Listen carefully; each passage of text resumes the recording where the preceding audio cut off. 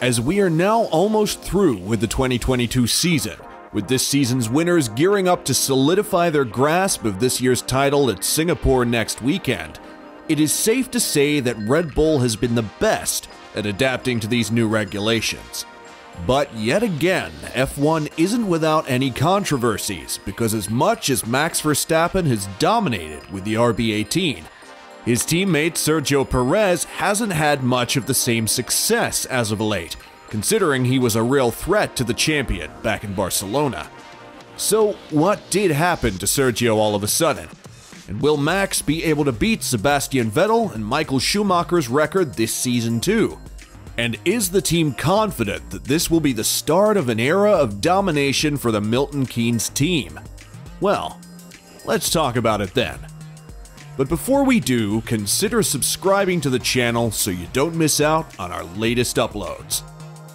It may seem like a distant memory by now, but during the early stages of the season, F1 fans were delighted to see that Sergio Perez was in the mix for the world title. But starting from the Azerbaijan Grand Prix, Sergio has fallen way off Verstappen's pace. So much so that the Mexican driver has to now fight tooth and nail to secure P2 in the driver's title against Ferrari's Charles Leclerc and Mercedes' George Russell. And now that they're in a comfortable lead, Red Bull has now recently revealed and confirmed that the team has steered their development direction away from Sergio Perez's liking, as they believed that they would lose performance if they were to do so. As we've mentioned in one of our previous videos, Sergio and Max have polar opposite driving styles, with Max liking a car with a bit more oversteer, while Perez prefers a car with a bit of understeer. It is multiple factors, but the main factor is clearly the car balance and the confidence with the car compared to the beginning of the year, when the car was a little bit more balanced for him and a little bit less for Max, said Red Bull technical director Pierre Wache of Perez's struggles. After the potential of development we put on the car during the season, the car moved away from that, and after, finding a right setup for him is quite difficult and makes it hard to put him as confident as he could be to beat, or to fight with, Max. But Wache was quick to reiterate that this decision wasn't made because the team favored Max over Perez, but instead that it was a consequence of the development path that produces the most raw performance, which inadvertently favored Max's preferences in a car.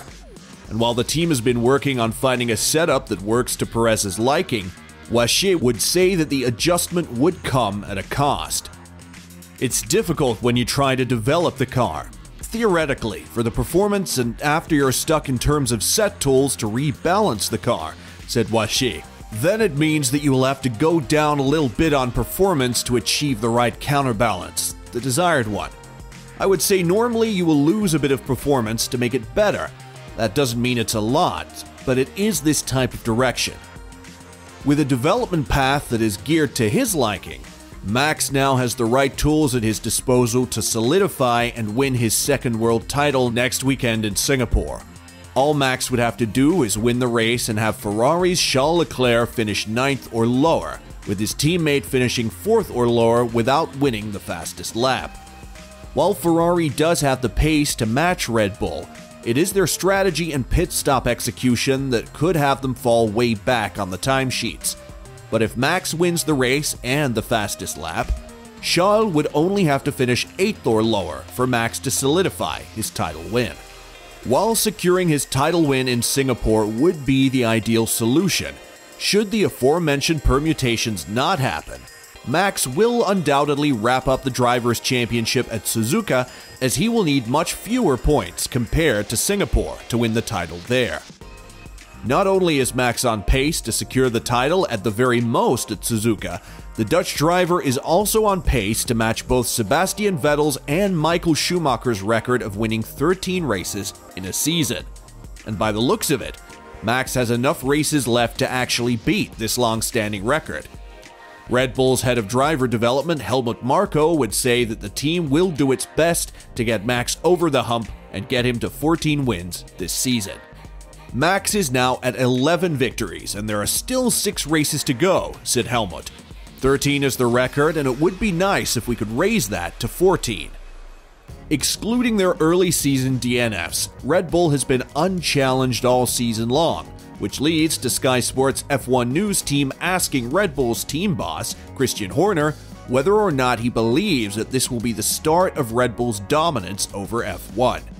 Christian would reply with, "I can only wish to inflict that amount of pain on Toto Wolff over the next 8 years." Horner laughed as he spoke to Sky F1. Red Bull domination, is very unlikely. We've just had a wonderful year and the team is performing at a very high level right now. But Ferrari are fast and Mercedes are getting back on their feet. But Christian would agree that he is loving where the team is at and that he is glad that they have the opportunity to officially win it all in the next 2 races. "The championship are looking healthy, but it's never done until it's done," said Christian. "Singapore is a completely different challenge, and Ferrari are going to be strong there." Red Bull's chief engineer Paul Monahan would also echo what Christian had to say, saying that next season will bring in new challenges for the development team, so another year of dominance is very unlikely. Next year, we have some rule changes, and we have less resources than our rivals in terms of aerodynamics or hours of wind tunnel and CFD use because of our results in the Constructors' Championship, said Monahan. "I could counter-argue that we have the best people in our factory, but that's perhaps a bit of an egocentric view. So I'm not sure that this year's performance can be carried over to 2023. I can't say that the home straight of this season will be beneficial for us next year." Ferrari fans may argue that Red Bull was unchallenged this season due to their team's lack of competency when it came to strategy, and that with a better strategy team, Ferrari could have brought Red Bull a world of problems.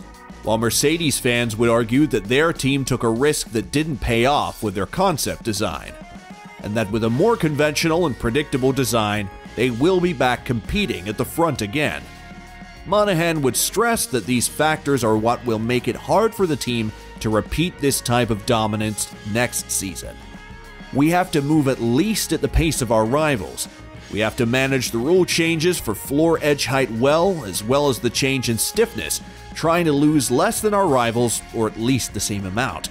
Obviously, I think we will still be competitive next year, but if the question is whether we could repeat what we're doing right now, I'm not sure." And there you have it, guys. So, do you think Red Bull favored Max too much in their development plan? Should this be something Sergio gets mad about? And what are the chances of Max surpassing Vettel and Schumacher's record? Let us know in the comment section below. And as always, don't forget to like and subscribe to the channel if you haven't.